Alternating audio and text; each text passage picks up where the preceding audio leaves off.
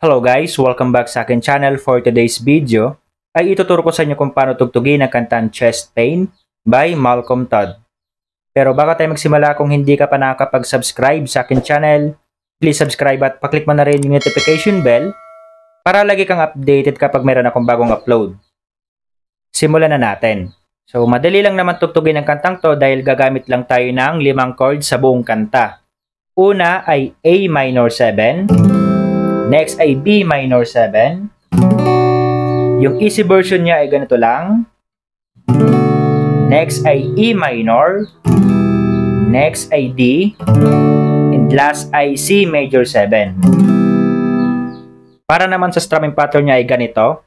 Yung A minor 7, B minor 7 at C major 7 ay 6 na down strum lang. So ganito siya. 1, 2, 3, 4, 5, 6. Then lipat. 1, 2, 3, 4, 5, 6. Then yung E minor at D, 3 down strum lang.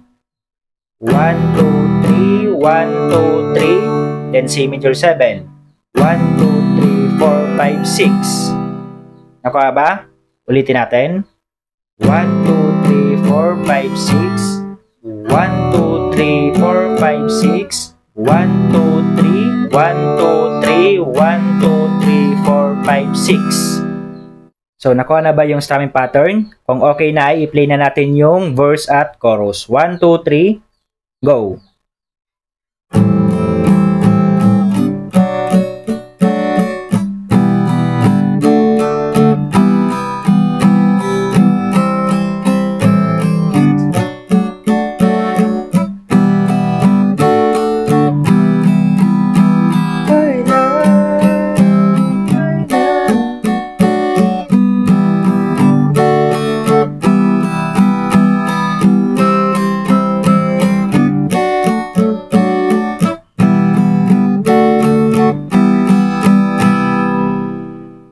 Then, pagkatapos niyan, ay play mo naman yung another verse at chorus. So, ganun lang tugtugin ang kantang Chest Pain. Kaya, kung nagustuhan mo, please like and share this video. Maraming salamat po sa panonood and enjoy!